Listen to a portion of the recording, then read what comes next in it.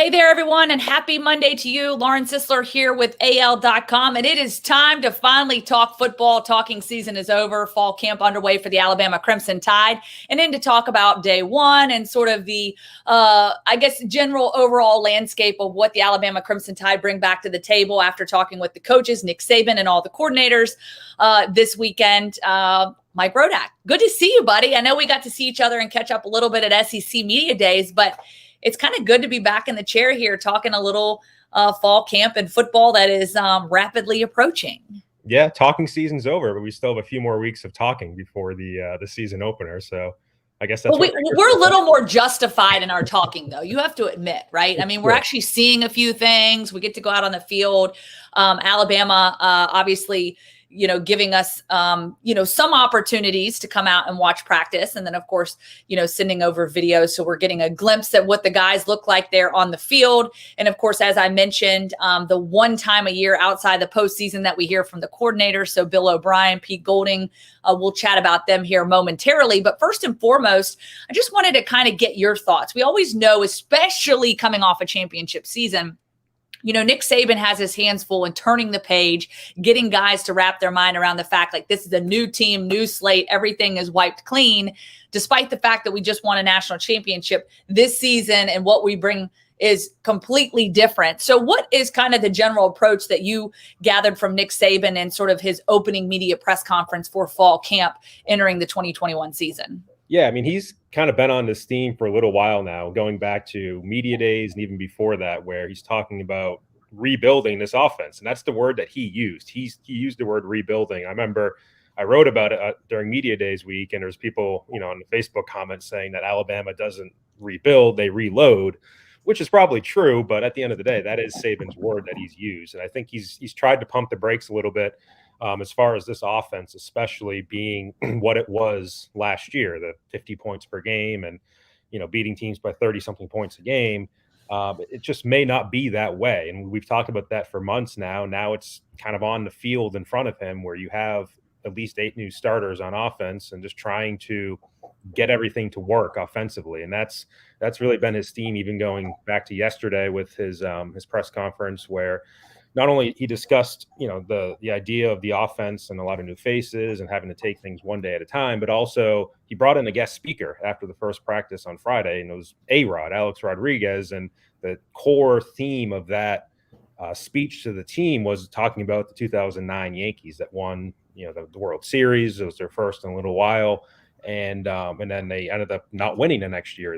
In Alex Rodriguez's words, they had a better team the next year, but they still weren't able to capitalize, the way they wanted to. So, that's, I think, the message for Saban to his team was, we were great last year, had a perfect season, and won a national title, but that means nothing now, and we have a lot of new faces that need to get up to speed, essentially. Yeah, so new faces, obviously, in terms of players, but also on the coaching staff as well. One of those guys, Bill O'Brien, he addressed the media. It was great to kind of hear from him, get sort of his thoughts.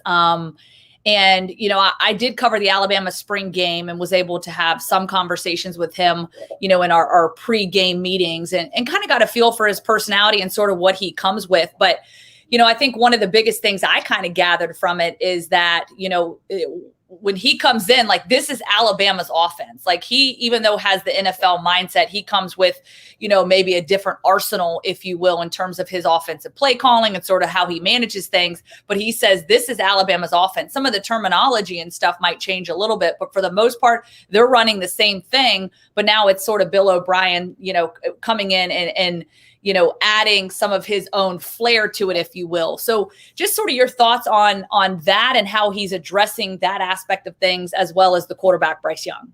Right. It's interesting, too, with Bill O'Brien, a guy who a year ago, was dead in the spotlight with the Houston Texans. He was their head coach and their GM. Obviously was taking a lot of heat for the DeAndre Hopkins trade last year, and now he's gone pretty much this entire year without a press conference up until yesterday. So this is the one time that we're hearing from him. And I know people always ask, like, what is his offense going to look like? And for us, it's tough to even tell from a media standpoint because we have 6 practices that we're able to watch during this fall camp period, which is 20 practices total. That's not even including the week before the Miami game. And of that, we're only able to watch stretching, individual drills. Like, we're not actually able to see all 11 guys on offense line up and, are they running these sort of plays? Are they using 3 wide receivers, 4 wide receivers, 2 tight ends? Like, we call this stretching season. We get a really good feel for who's flexible, who's not, right? Right. And coming from, in my case, an NFL background, like, I'm used to watching an entire NFL training camp where, it's open to the public. There's 1,000, 2,000 people there. And then we're able to watch the entirety of practice for 3 or 4 weeks. So it's a little bit different. And we don't have the same perspective in terms of what we're able to see with our own eyes. But what Bill O'Brien told us is that kind of what you'd expect him to say, that it's going to be a game-to-game offense. And this is what he always said of the Patriots, having covered him almost 10 years ago. Game plan offense, whatever the defense gives us. If it's going to be lining up and running the ball 50 times, like, they'll do that. If it's going to be spreading it out, 4 wide receivers to do that. Ultimately, where are their personnel strengths? I think they really like what they have in their top 2 or 3 receivers, probably not quite as deep as last year or the last couple of years. I think they probably like what they have at running back, but they don't have that one guy like they had with Najee the last couple of years. So maybe it's more cycling through those guys. I think they like what they have at tight end more than the last couple of years. The Jahleel Billingsley situation notwithstanding, and we can get into that later when we talk about some of the absences from practice. But I think they like, in general, the tight end position as well. And that's, again, covering the Patriots 10 years ago. That was what Bill O'Brien really leaned on, was his 2 tight ends. At the time would have been Gronkowski and Aaron Hernandez with the Patriots. Yeah, and obviously, it goes back to what Nick Saban said with the rebuilding aspect of things. And I certainly think that's where a lot of the question marks lie. What is this offense going to look like, in the next, 30 plus days as we get closer to kickoff? And, certainly will be interesting. But once again, I think that they have the pieces in place, from all accounts and what people have talked about with Bryce Young, his development, he comes from, tremendous pedigree in terms of, his development and growth, coming into Alabama, and then what he's been able to do sitting back, learning from Mac Jones. Obviously, spoke very highly of Sarkisian, was able to learn from him during that process, and really being a game manager. And even I've noticed some level of maturity from him and kind of getting to talk with him during Alabama's spring game, and then, getting to, kind of be in the building and talking to some of those guys behind the scenes. So it'll be interesting to see. Definitely looking forward to watching things unfold as we continue into fall camp. And I know we won't get to see a whole lot, but hopefully with the scrimmages, will there be any scrimmages open? Mike, do you know at this point? There's 2 scrimmages, one this Saturday, one the following Saturday. Both are closed. Closed. So okay. A couple pictures, but, obviously selected pictures, and they're not going to show us very much. So a little bit more of guessing season, right? So we move into talking season to guessing season. Hey, that's how it goes. All right. So on the defensive side of the football, Pete Golding also talking with the media. And here's the thing, the defense at Alabama in recent years, these past couple of years, has taken on a lot of criticism, not the defense that we're accustomed to seeing from Alabama. Of course, Nick Saban will argue that we're never going to see that defense again because offensively, you're just scoring points. That's what we go out and do. But definitely looking at this defense potentially getting back to at least similarities or something we saw back in the 2012 era, and when Nick Saban's defense were really dominating, limiting teams to just 6 points a game, 9 points a game, 12 points a game, whatever it may be. But starting there, kind of with Pete Golding, what were some of the things he focused on? Obviously, scouting the defense, improvements from a season ago. And, really the one big thing is the significance of having spring and fall camp and how that can really impact them in that developmental period to help them, focusing on some of the key areas that, they struggled with a year ago. Right. I mean, the way he kind of put it was that the way his players learn is to be out there on the field and to actually do it. And he feels like it's better to have the spring practices and then have this fall camp on schedule for guys to actually get up to speed. Now, you do have to remember that last year at this time, I remember listening to Nick Saban say that he actually thought there was a benefit to doing everything on Zoom and kind of taking it a step at a time, learning things behind the scenes before they were out in the field. So, there's both sides of the coin there. I think there's probably benefits to both.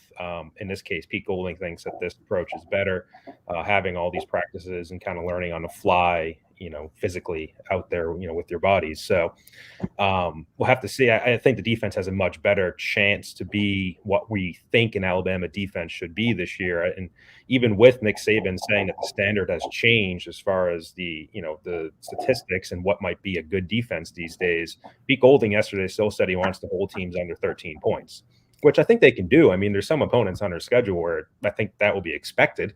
But there's also a few teams out there. I mean, Ole Miss is probably the biggest one that stands out with a veteran quarterback like Matt Corral and Lane Kiffin and everything they did last year. That's probably the toughest offense on their schedule.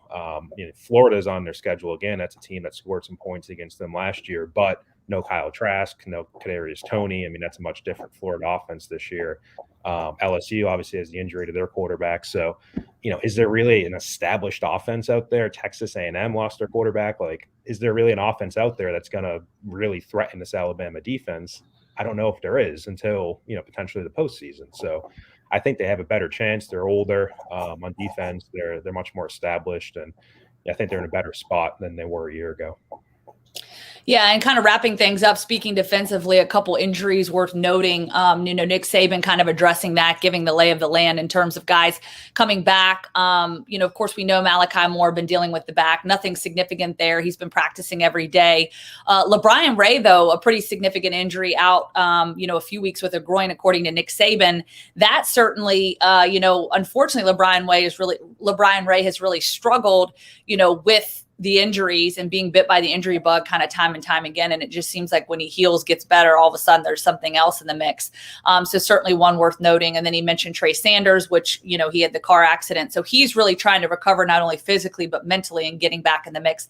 But another big one, Jahleel Billingsley, the tight end, not practicing right now with an unspecified injury. He's a fifth year.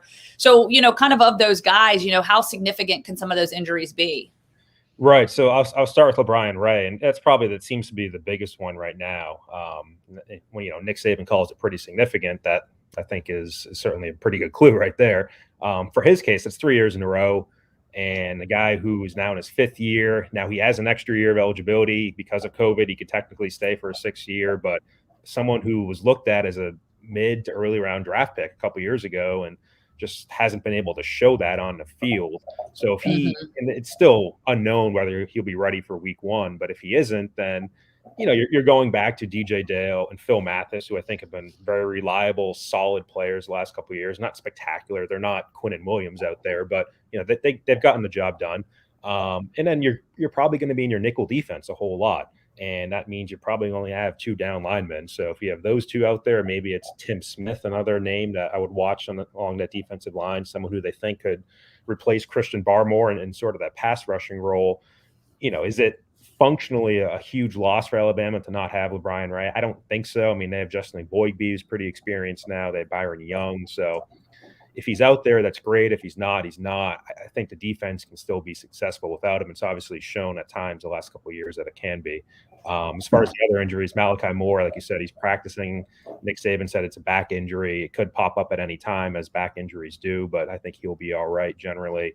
Trey Sanders had the car accident last year, the broken pelvis that came out of that. And he's kind of the wild card of the offense just because of his own injuries the last couple of years. He had the foot 2 years ago. And is he able to contribute this year? Is he, the talented player that everybody thought he was coming out of high school? That's one of the bigger questions on offense. And then just to wrap up with Billingsley, does not seem to be an injury-related situation. Very limited info that Nick Saban gave yesterday. It wasn't even, offered up by him. In terms of what's happening to Jahleel Billingsley. There was actually a question about Jahleel Billingsley's progress since last year, and Nick kind of mentioned that he needs to do some things to earn the respect of his teammates, and that gave you some clues about what might be the case with Billingsley. That maybe it's not injury related as much as discipline related, but not anything that has been confirmed as of yesterday afternoon.